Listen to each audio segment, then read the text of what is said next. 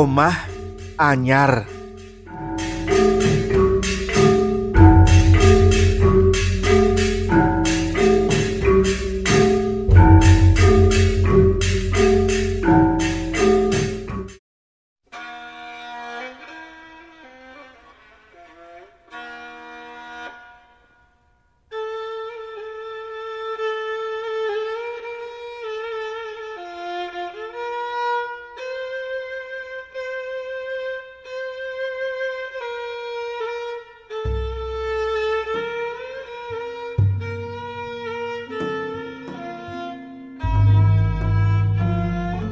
Sadurunge rabi, aku wis nglumpukake dhuwit honor minangka tutor ing lembaga komputer utawa LPK. Opah asil motret manten lan sakwernane gawean sing sipate sampingan. Liyane kabeh tak tabung ana ngebang.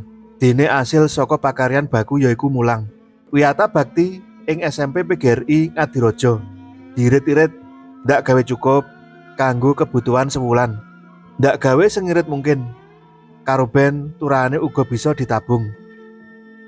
Yen ora ngono, mokal bisane aku bayar uang muka omah anyar sing saiki tak enggoni karo bojoku, sing uga isih anyar iki. Anggonku ngenggoni omah anyar iki lagi 2 minggu. Omah tipe 45, mapan ing komplek Gria Lestari. Disike aku pengen manggon ing Graha Mulya cedhak SMA Bhinneka kae. Nanging sarehne developere Gria Mulya kuwi Muhadi, kanca SMP ku mbiyen. Sidane aku njupuk ing Gria Lestari. Ono penawaran istimewa, Bas. Rumahan sing tak garap entuk subsidi saka pemerintah. Sauger syarat-syarat pengajuan komplit mesti di ACC pihak bank. Iki mligi kanggo wong-wong sing durung duwe omah kaya kowe. Kandhane Muhadi nalika nawakake omah karo aku. Wes to, njupuk perumahanku wae lho. Awake dhewe mengko rak kerep ketemu. Cedhak karo dalan gedhe, rumah sakit lan SPBU. Kurang kepiye meneh jal. Kandhane karo masrahake brosur marang aku. Kualitas bangunane piye? Engko tak anggoni lagi 2 dina, payon lan temboke ambruk. Anggonku nyaut semu mbeda Muhadi. Yo ora lah, garapane standar bangunan baku SNI Kabupaten Wonogiri, Bas. Isih ra percaya. Coba takon karo DPU sing do arep gawe ngurangi bahan adukan wae ora wani lho. Kandhane makantar-kantar. Ukurane pancen ora patiya gedhe, ning lumayan kena kanggo ngeyup. Tanggane durung patiya akeh. Wong ya komplek perumahan anyar. Saben dina ana wae pawongan sing teka sak perlu ngendangi kapling kanggo nawa rega. Sing wiwit diduduk pondasine. Apa dene kari ngenggoni uga ana. Aku apa dene sisianku wis rumangsa bungah manggon ing perumahan kono. Intine pepinginanku sakwise rabi duwe omah dhewe.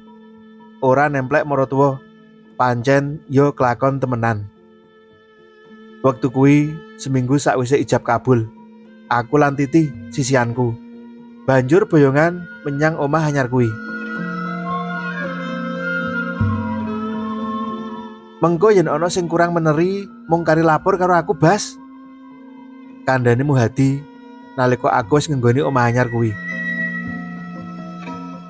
Sak kae komplek bakal diladeni kanthi becik. Pokoke aja kuwatir lah. Sak teruse aku lan sisianku manggon ing omah iku kanthi tentrem. Hasilku kerja sampingan bisa tak nggo nyicil omah. Yen ana kekurangane, nyowok belanjan saka penggawetanku sing pancen tak tekuni. Dene kanggo kebutuhan padinan belanjaku lan belanjane bojoku wis turah-turah. Malah kepara bisa nyimpen barang. Kebutuhan pancen yo durung patiya ana. Wong anak yo durung duwe. Durung ana gagasan cepet-cepet ngopeni momongan. Bojoku dhewe nelakake menawa durung siap. Kejaba ngono, anggone nyambut gawe minangka apoteker durung patiya suwe. Dheweke rumangsa pakewuh yen nganti durung nganti genep setahun anggone nyambut gawe wis nyuwun izin cuti kanggo lairan. Mula senajan to pepinginan duweni momongan iku tansah mecungul ing pikiranku. Apa dene sisianku maksa tak tunda kanggo sawetara.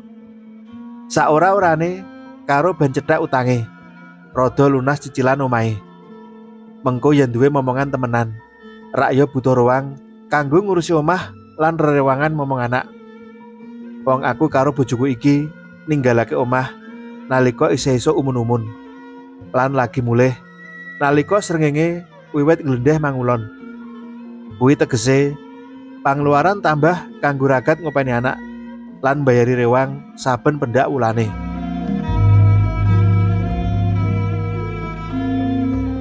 Telung wulan candhake bojoku kondo jarene ora betah lan pengen pindah omah. Dheweke kipo-kipo wegah yen manggon omah sing saiki dipanggon iki.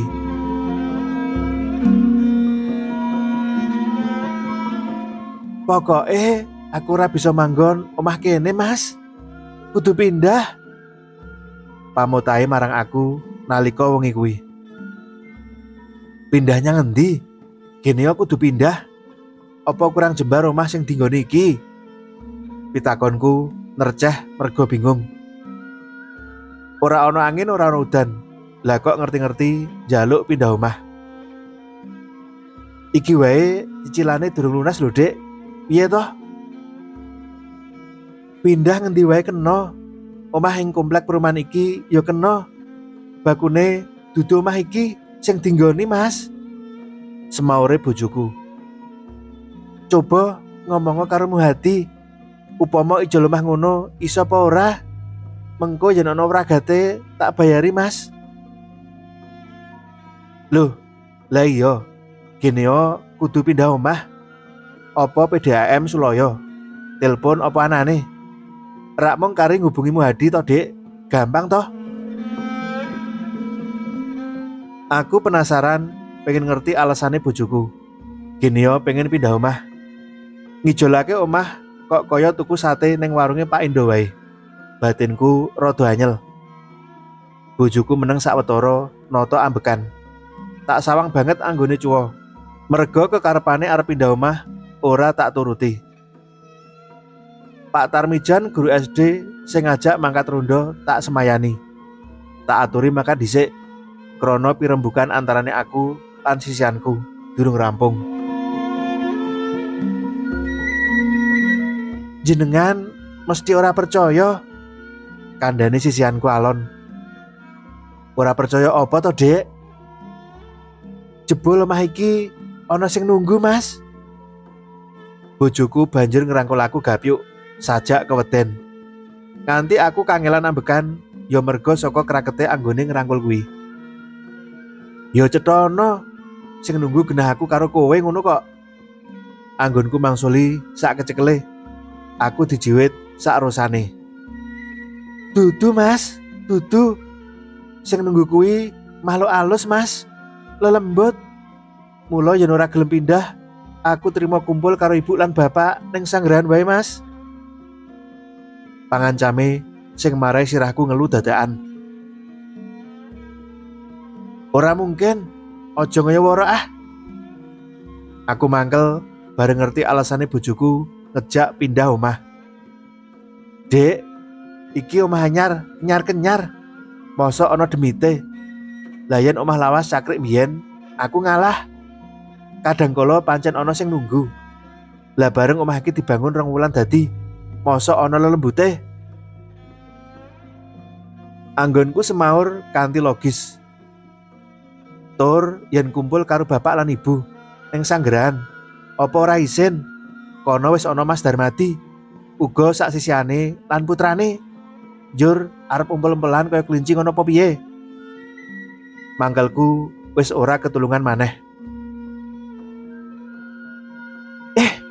Jenengan ki diaturi ora percaya ngono kok. Apa kowe wis tau ditemoni dhewe? Apa kowe wis tau diwedeni? Kok nganti bisa omong yen omah anyar iki ana lelembute? Jan, Aku ngigit tenan. Alesane bojoku cetha ora kena diterima nalar babar pisan.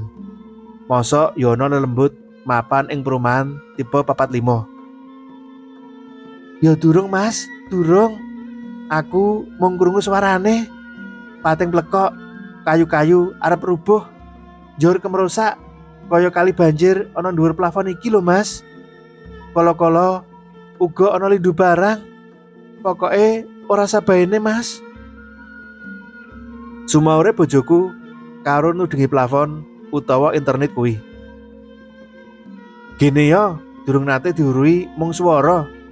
Ngono wae kok ya pengen pindah omah to, Dik? Kuwi tikus utawa kucing gojek rak ya bisa to. Ya wis, mengko tak ngomong karo Baskara utawa anak buahe ben dindangi dhuwur plafon kuwi. Gagian wae aku mangkat ning pos rondo. Sadurunge kena denda karo bapak-bapak perumahan. Mergo lowong ora mangkat. Bojoku tak tinggal semprung. Najan digondeli, tak tinggal wae ana omah. Perkara swara kayu rubuh, banjir lan lindu kuwi. Jedane kedawa-dawa.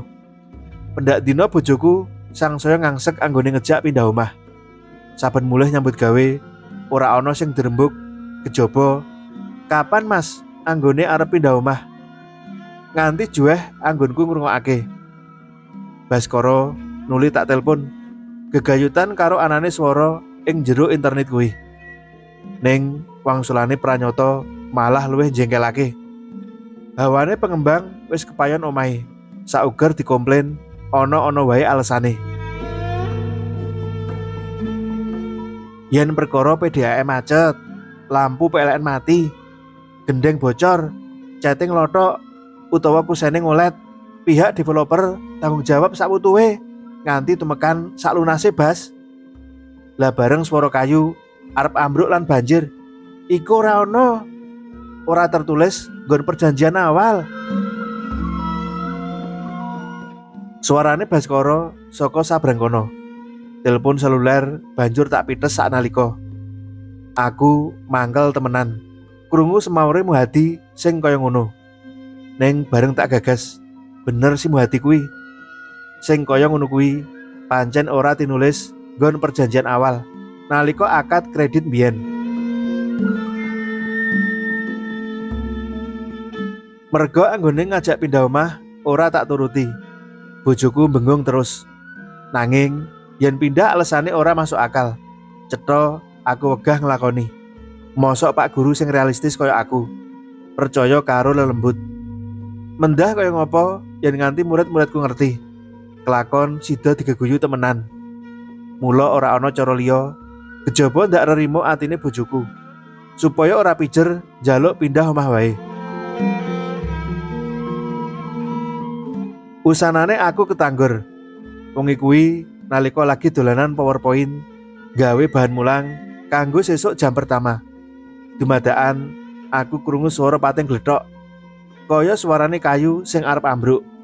Swara wong gumrah kang sak banjure swara banjir bandang nerjang omah. Aku metu nyang jaba.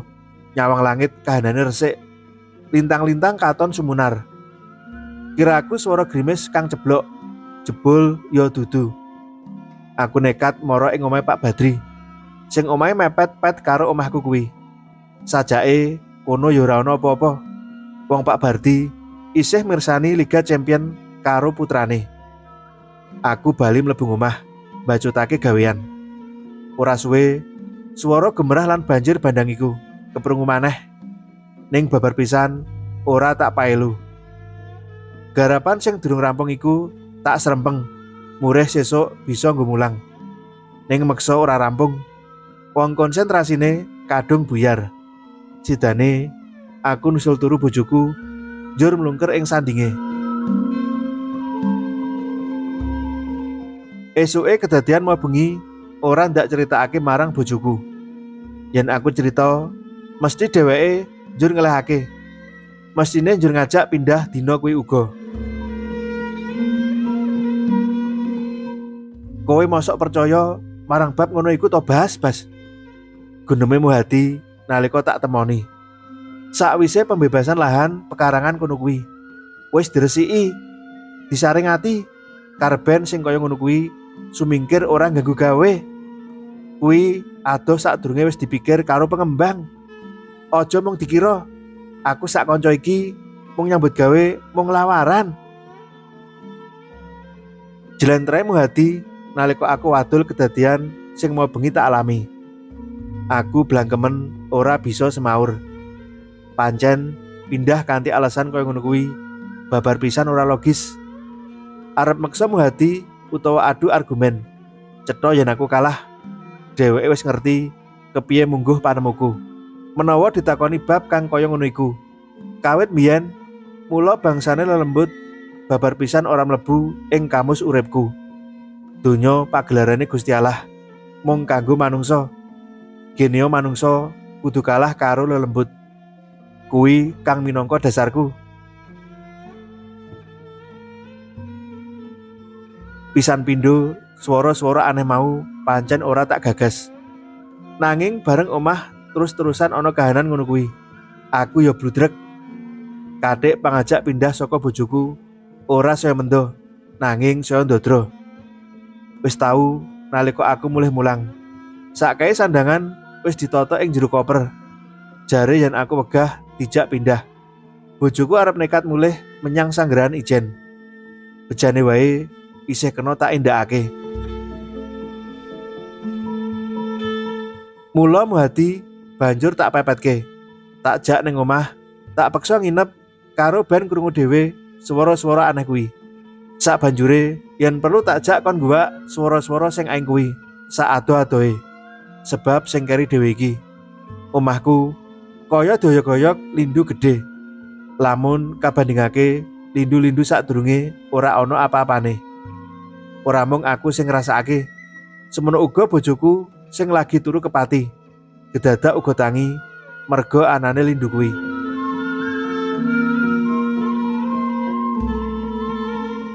Wengi kapisan lan kapindho, kanthi tekani Muhadi ora ana kedadian apa-apa ing omah.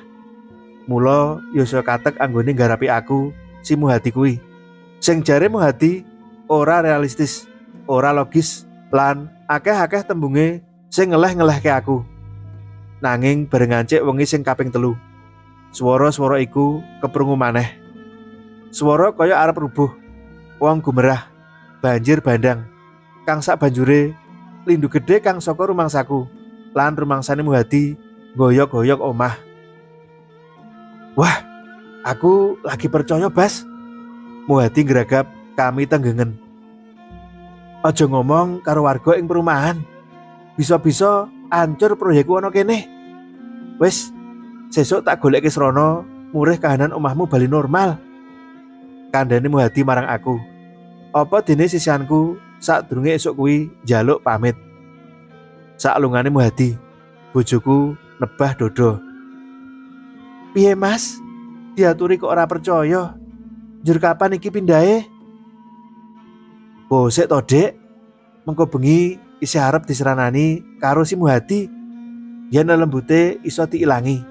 Tegese awake dhewe bakal tetep manggon ana kene. Ra iya to, Dek? Bojoku meleruk nyawang aku. Aku gagian nyang ngarepan, ngetokake sepeda banjur tak lapi.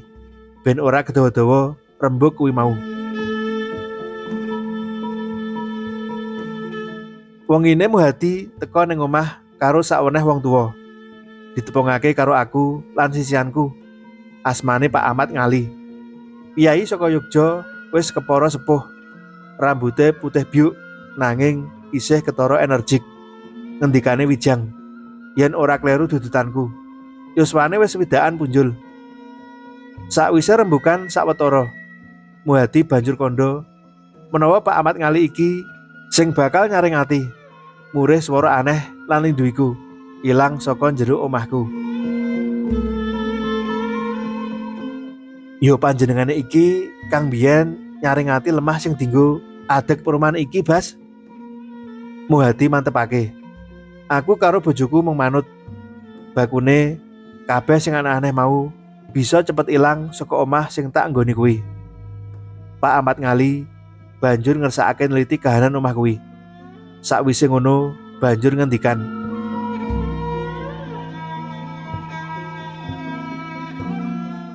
Omah iki pancen ana sing nunggu, ngendikane Pak Ahmad Ngali. Mula ya kudu disingkirake saka kene. Sing nunggu kuwi mau. Lho, riyen pekarangan ngriki sampun jenengan resiki, Pak. Napa dereng tuntas? Pitakone Muhadi marang Pak Ahmad Ngali. Mas Muhadi, menawi pekaranganipun tetela sampun resik saha sekeca dipun geni. Neng niki omahe ingkang dereng. Pak Ahmad Ngali banjur lerem sawetara. Mripate merem dipet karo megek napas. Muhadi, aku apa dene sisianku uga banjur ndedonga sak gatuk-gatuke. Rerewang Pak Ahmad Ngali. Bener, ing omah iki saben-saben keprungu swara pateng blethok kaya uwit kang bakal ambruk. Suarane wong gumerah lan lindu. Pak Ahmad Ngali mbajutake ngendikane. Sebab ana kayu kang goreng ing omah iki. Dudu kayu sembarangan. Mung siji til. Kayu kuwi ana sing duwe lan saiki lagi digoleki.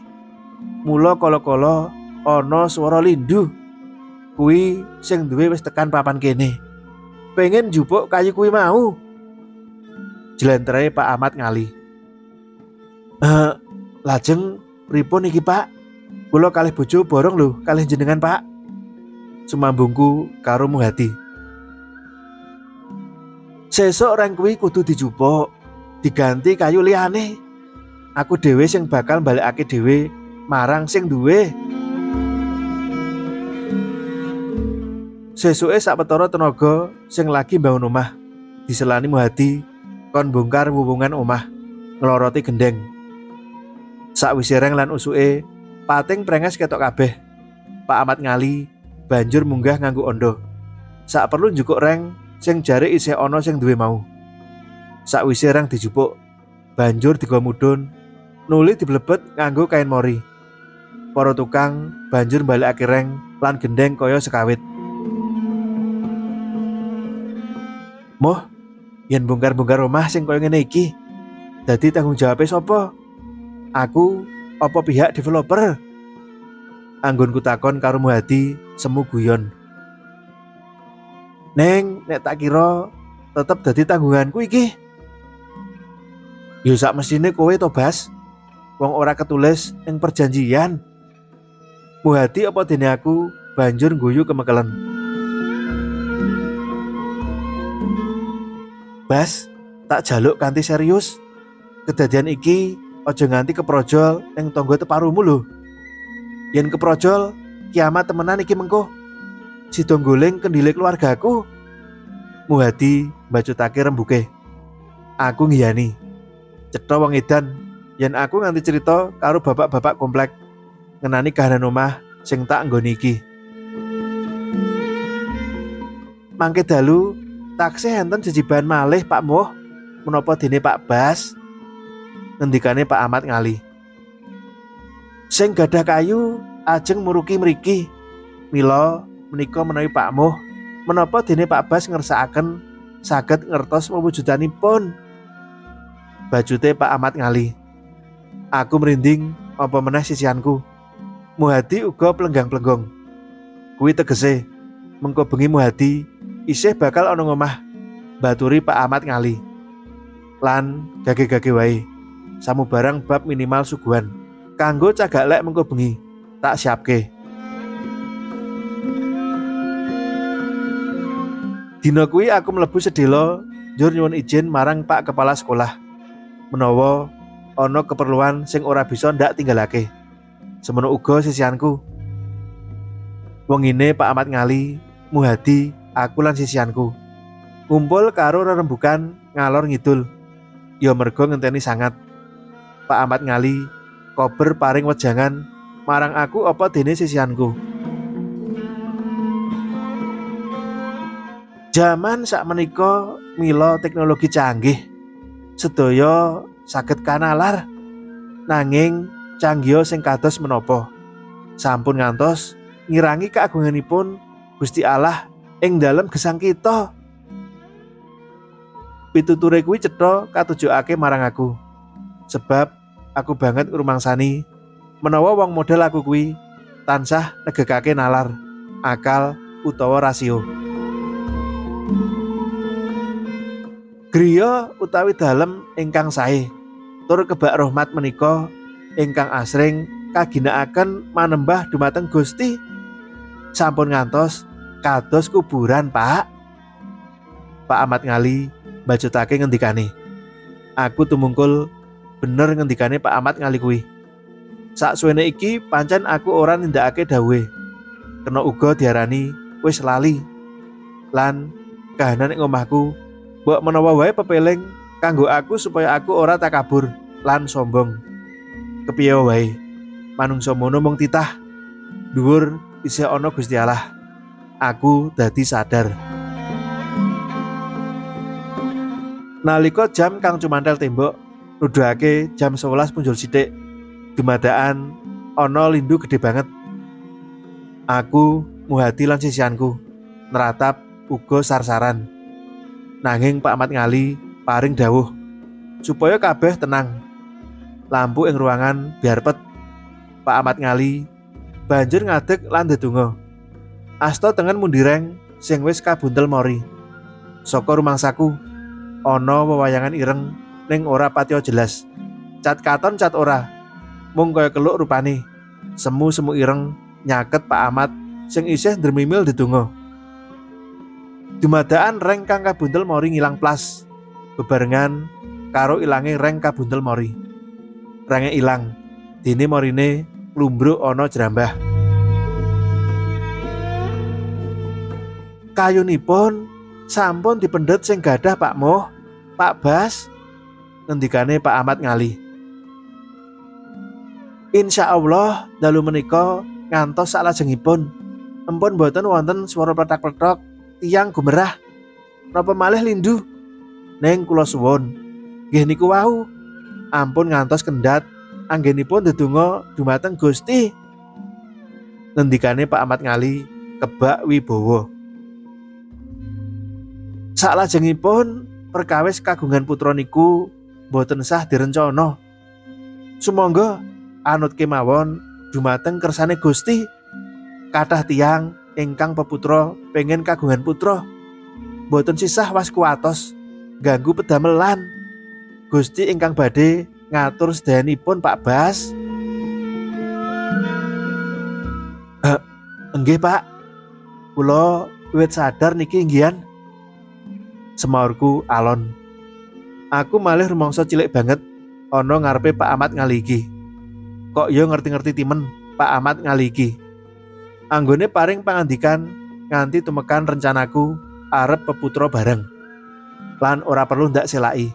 Kabeh mau pancen bener. Wiwit dina kuwi banjur ndak wiwiti nyedak karo Gusti Allah. Karo pangeran sing gawe urip. Kareben rumah tanggaku ayem tentrem lan berkah. Muhadi malah ketara mangu-mangu. Dheweke malah rumangsa bingung lan kuwatir. Sakliyane omah sing tak nggoni, kabeh omah sak komplek sing mujudake garapane ana reng utawa usuke sing kaya dipasang ing omahku kuwi. Yen kabeh usuke kaya omahku, tegese kabeh perlu dibongkar meneh. Gegayutan karo kayu lan lembut mau, aku nyuwun ngerti marang Pak Ahmad Ngali. Geneo kok nganti bisa kelakon kedadian kaya kang mentas tak alami. Pak Ahmad Ngali banjur njlentrehake menawa bangsane lelembut iku bisa manggon ing ngendi papan, ngendi panggonan, ing watu gedhe, ing pomahan, apa dene ing wit-witan. Saking suwene anggone manggon, papan mau dianggep wis kaya omahe dhewe. Mula nalika kayu, watu lan papan liyane dimunosika dening manungsa sing nggoni kadangkala ora trima. Krana uripe lelembut iku tanpa beda kelawan manungsa sing mbutuhake papan kanggo omah. Pak Ahmad Ngali uga banjur maringi contoh kedadian ing omahku kuwi. Mbok menawa kayu sing ditebang ana penggergajian kang sak banjure kanggo gawe reng kuwi. Mujudake kayu aing, kayu sangar sing ana penunggune. kang sakbanjure ora nrimakake nalika wit mau dikethok kanggo gawe bahan bangun omah. Kuwi kang mahanani urinaning demit sing nunggu. Mula kadangkala sing nunggu mau banjur ngganggu gawe marang manungsa sing nganggoni. Bas, yen krungu ana sing ngalami kedadian kaya sing kok alami, gage hubungi aku ya. Mangkono tembunge Muhadi marang aku. Sakwise krungu panjelasane Pak Ahmad Ngali, aku ngiyani, malah nganti saiki Muhadi isih takon kaya mangkono karo aku. Eloke nganti sak bubare kedadian sing bengi kuwi. Aku ya durung tau krungu ceritane bapak-bapak ing perumahan nemai lelakon kaya sing tau tak alami kuwi. Pak Ahmad Ngali wis tak anggap kadidine wong tuaku dhewe. Yen ana apa-apa, aku mesti sowan rono karo Muhadi, sisianku. Lan kadangkala aku uga sowan dhewe. Wiwit dina kuwi, nganti tumekaning saiki, aku duwe anak cacah 2. Tur cicilane omah ya wis kemput, ora ana meneh kedadian aing ing omahku.